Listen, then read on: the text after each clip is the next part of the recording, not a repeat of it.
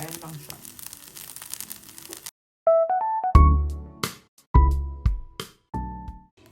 Good morning. So, ngayon, dahil marami tayong malamig na kanin, so, and dry yung kanin natin. So, magsasangag tayo. Garlic lang yung gagamitin natin. So, it's garlic fried rice. So, kailangan lang natin ng garlic and some soy sauce lang.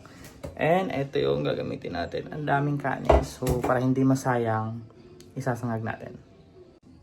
Ito na yung rice na isasangag natin. So, ano na to? Tirang rice to, and then ang ginawa natin, since buhagag nga siya, ayan, binuhagag natin. Lagyan na natin siya ng konting liquid seasoning and konting pepper.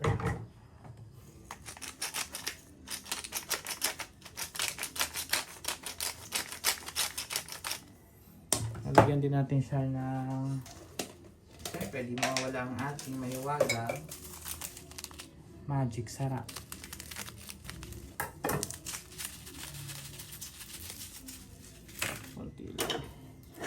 Ayan, haluin natin siya bago natin siya igisa dun or isinangag sa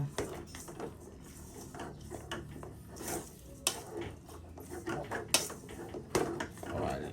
So, iset aside muna natin ito. Ayan, mag-antay ng kawali. Ito na tayo mag-prepare. Malinis yan. So, okay lang. Lagyan natin ng konting mantika.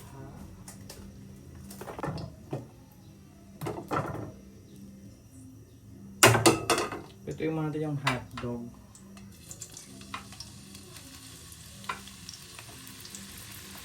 Ito yung bawang na gagamitin natin. Pero yung hotdog hindi yung kasama sa sinangaga. Ayan, so luto na yung hotdog natin. Gagawin natin, ito naman yung ating sinangaga. Ito yung mantika.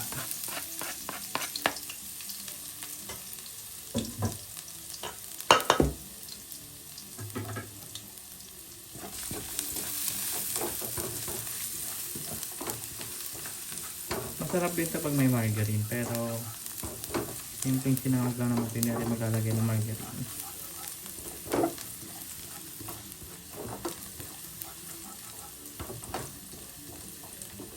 Nag-toast lang natin yung ating garlic. Okay, so pwede na itong ating garlic. Lagyan natin yung rice natin. Ito yung masarap isangag.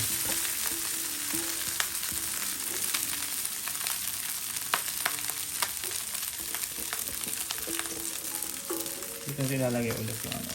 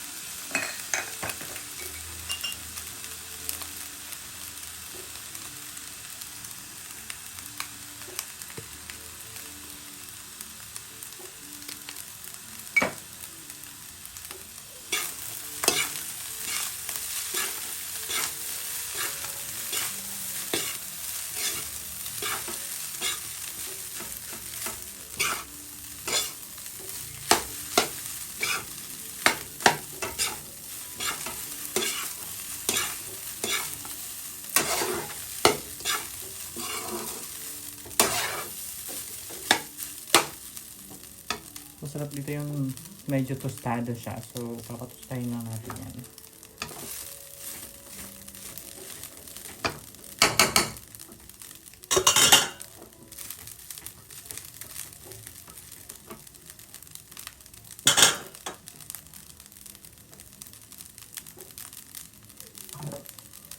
And dito, magluluto tayo ng ginawang tinapa. Pinagprituhan ng nuggets. Okay lang yan. Ito yung gawang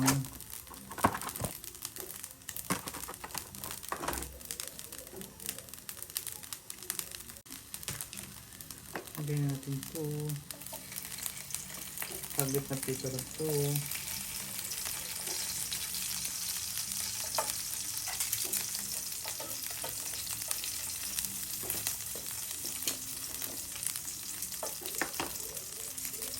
Masarap to sa kamatis na may kalamansi.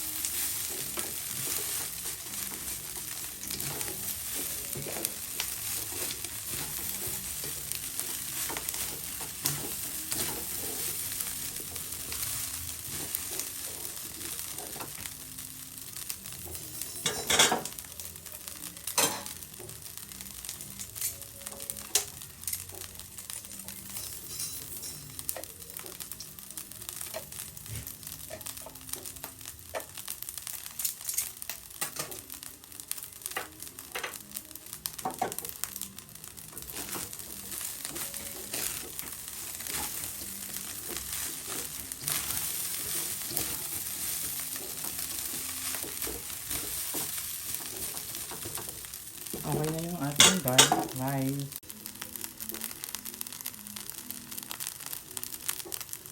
Ayan lang siya.